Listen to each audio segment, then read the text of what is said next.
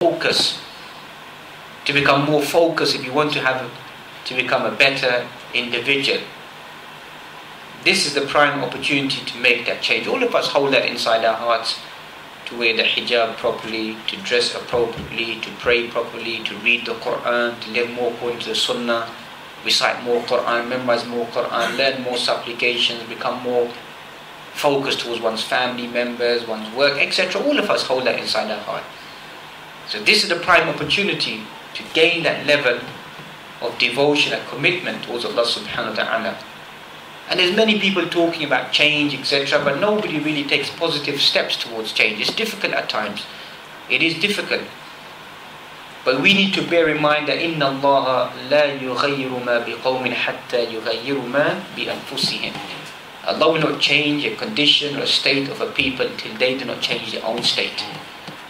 The current climate, the current condition that this Muslim Ummah is in, it may sound very, very harsh, but many ulama have documented it, is the current bad state of our belief, corruption of our actions, and disobedience towards Allah subhanahu wa ta'ala. We are in this state. People may look to upper regimes and authorities and toppling this and doing this and that, etc. That's just a small answer. That's a small answer, brothers, because the real answer lies deep, further than that. Because alhamdulillah, I travel through many of the Muslim lands, and the average Muslim does not want to implement the deen of Allah subhanahu wa ta'ala. All of it is just a reflection of our own state. That's what it is. So when we make those positive steps towards change, then Allah subhanahu wa ta'ala will change our situation as well.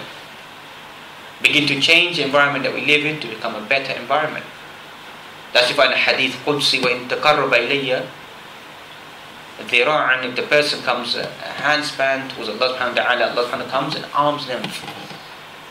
Person comes at arm's length, then Allah subhanahu wa ta'ala comes with arms outstretched. وَإِنْ أَتَانِي يَمْشِي أَتَيْتُهُ هَرْوَلَةً. Comes to me walking, I come towards the individual at great speed. Obviously, you know how the Sufis interpret this hadith, that one becomes one with Allah subhanahu wa ta'ala. It's not the correct interpretation. It means that you're making steps, and Allah subhanahu wa ta'ala gives you the tawfiq, the ability, and opens up doors and avenues for you to come towards goodness. So one needs to make steps to make change. The Quran mentions, يَا أَيُّهَا الَّذِينَ آمَنُوا إِن تَنْصُرُوا اللَّهَ يَنْصُرْكُمْ وَيُثَبِّتْ أَقْدَامَكُمْ.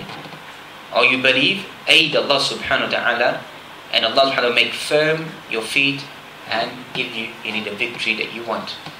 It's a two-way relationship. Change or victory doesn't just drop down from the heavens, as some of us may think, that somehow click of a finger, or the peer and the awliya that we have around us. That's one thing I always say to them whenever I get an opportunity to meet them after enjoying the sweet rice with them, is that, Shaykh, you tell us everything about what's going on, but can you please tell me how we can solve the problem in Iraq? Or we don't deal with political issues. Problem in Kashmir, we don't deal with political issues. The problem in Afghanistan, we don't deal with political issues. But you're just advising this person that this is how they can gain a child. Is this not the unseen as well? Or you're telling them weird and wonderful things what to do. Strange, isn't it? So where's the solutions for the world politics or world problems that we're facing at the moment? So one has to follow that long journey. وَأَنَّ هَذَا صِرَاطِي مُسْتَقِيمًا فَاتَّبِعُوهُ وَلَا تَتَّبِعُوا السُّبُلَ فَتَفَرَّقَكُمْ عَنْ دِينِي ذَلِكُمْ وَصَّاكُمْ بِهِ لَعَلَّكُمْ تَتَّقُونَ. Don't follow the other paths. Follow the one straight long path of Allah subhanahu wa ta'ala. Tafsir this ayah of Surah Al-An'am by Abdullah bin Mas'ud that we find radiallahu ta'ala anhuma. The Prophet Muhammad drew a straight long line. He said, this is the straight line of Islam. The end of the other short line said at the end of them is just the devil that's waiting there. So it's a long, strenuous journey of the path of Islam. Change won't come instantly. Change could take many, many years. But we know that if you're throwing the seeds of change now, you know you've played an impact in 50 years time, 60 years time, 100 years time.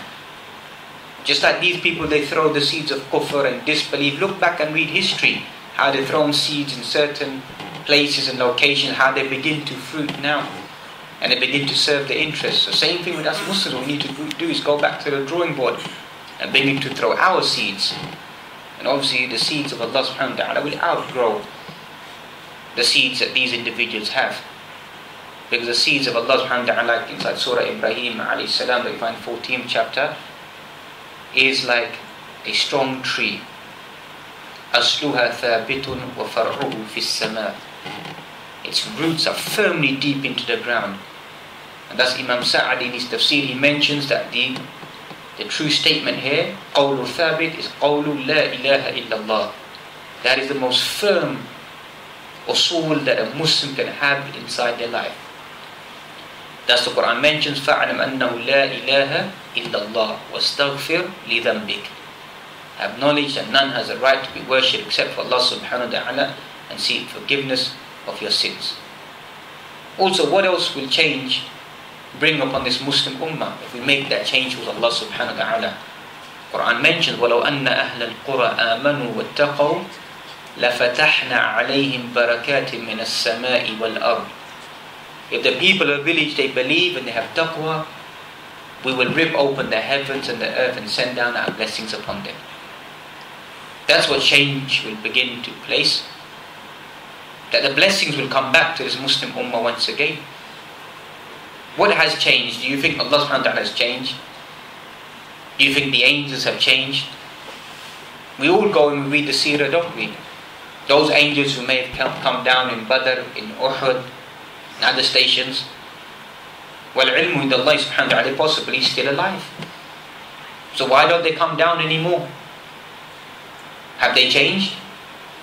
Has the sunnah of Allah subhanahu wa ta'ala changed? If anything has changed, we've changed. We've changed in our commitment towards the deen of Allah subhanahu wa ta'ala. Everything is stagnant, is still waiting there once again. So if we don't make the steps towards the change, then naturally the response will not come down once again. But if we make those positive steps towards change, you find that other benefits are mentioned as well. وَلَيُبَدِّلَنَّهُمْ مِنْ بَعْدِ خَوْفِهِمْ أَمْنًا. Once again, concept of tabdeel. That Allah subhanahu wa ta'ala will change in Surah Nur that we find here, the 24th chapter, talking about those individuals. He will change from a state of fear into a state of peace and tranquility. After you worshipping Allah subhanahu wa ta'ala, establishing the prayer, giving the zakah, ordering the good, forbidding the evil. Even the small surah Quraysh, if you study in great detail, what does it mention the tribe of Quraysh? فَلْيَعْبُدُوا رَبَّ هَذَا الْبَيْتِ الَّذِي أَطْعَمَهُم مِّن جُوعٍ وَآمَنَهُم مِّن خَوْفٍ. So what's the criteria that's mentioned to the Quraysh? The criteria that's mentioned to them is فَلْيَعْبُدُوا رَبَّ هَذَا الْبَيْتِ. So let them worship the Lord of this house. Not your idols, not your statues. Take it all out. You begin to worship the Lord of this house, يعني Allah subhanahu wa ta'ala, we will take away your poverty, your fear, and put you in a state of aman, of dominance, of power, of authority. Once again, the key secret is there.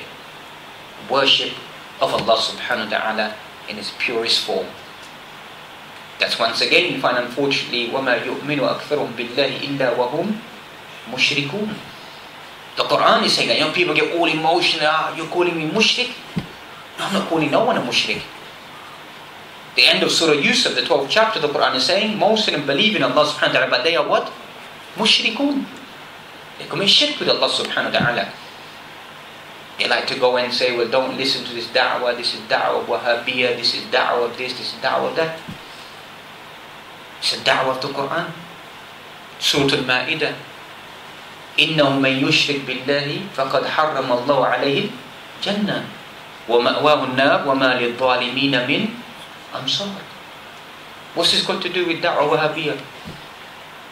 The Quran inside Surah Al-Ma'idah is telling us, إِنَّهُ مَنْ يُشْرِكْ بِاللَّهِ. Allah subhanahu wa ta'ala is telling us, whoever commits shirk with Allah subhanahu wa ta'ala and dies upon that, فَقَدْ حَرَّمَ اللَّهُ عَلَيْهِ الْجَنَّةِ. Allah makes it haram, haram, haram for that person to ever go to paradise. Finished. Debate with that. Don't debate.